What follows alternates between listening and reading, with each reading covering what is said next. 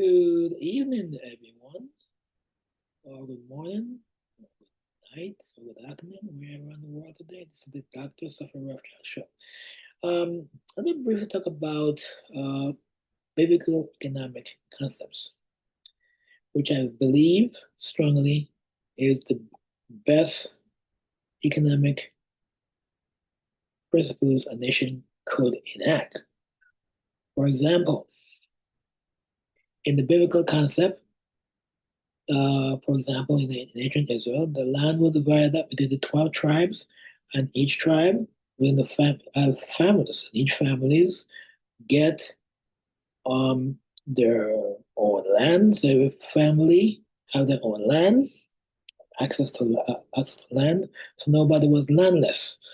In fact, even none of that, if they were, as stipulated, as also stated in the Torah, the daughters of Manasseh were also given land.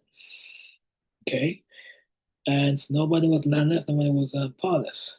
That greatly eliminated the need for a welfare state. Second of all, the encouragement of people to own their own land and own property.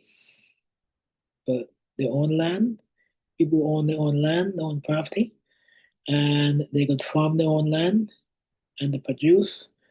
They could, harvest it, sell it, and keep it themselves. Um, and only 10% set aside for the government. So everybody owned their own land, could farm their land, and grow produce and sell produce and make money. That's the importance of owning their own land, the importance of entrepreneurship, also encourage. But also that also too, they encourage the importance of inheritance. And you pass on the land to your future generation, but also eliminate the need for a welfare state. So, and two, if you notice, in the Bible, people were never taxed. People's property and land was never taxed.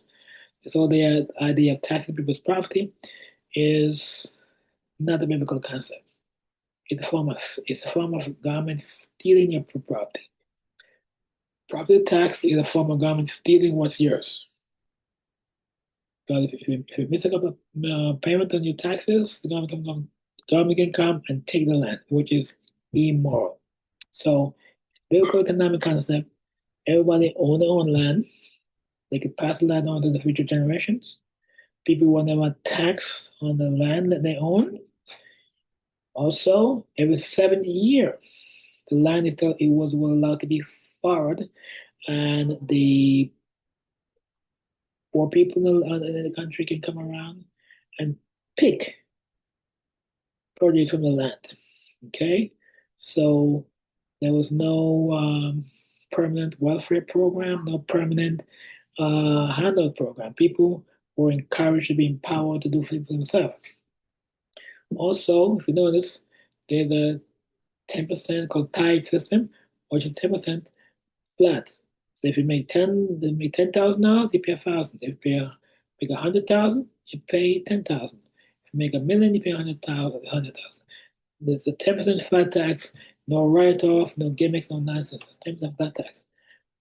And that would, force governments to focus on what's really important, like the national defense, police, fire, and infrastructure, the main stuff. Everything else, not really necessary. Okay. But yeah, 10% of the money goes towards running the country, providing for the governmental needs. So you will have a 10% flat tax system. There's no write-off, gimmickry, and all this heap of loophole or nonsense. It's a simple 10% flat tax across the board and nobody else. So nobody was punished for being successful, or nobody was punished for being successful. Success was encouraged. People were encouraged to uh, own land and develop land. Matter of fact, government give people land. So nobody was landless, and they can pass on to future generation. There was no taxation on the land. Two, there was no such thing as people buying up a lot of land and building up houses to rent. No, everybody owned their own land. It passed on to future generations. Nobody was landless, and that eliminated homelessness. That also eliminated the welfare state, and also a 10% flat tax system. So if people is for 10% flat tax, no write-off, no gimmicks, and that goes through around the country, and government then focus on what's really important: national defense, police, fire, road construction, maintenance, education, healthcare. That's it. All that stuff is all nonsense. There was no bureaucracy to waste government money and to keep themselves going. Okay. Also, too, yes, a lot of times people give it on pay, give an offering when it comes to being healed, but there's no such thing as people becoming rich off charging people to be healed or trying people to be educated. And that's the best system. Empower people to defend themselves, empower the people to become successful. Successful no punch or penalize. Work was encouraged. People were given opportunity. Own their own land, passed on to future generations.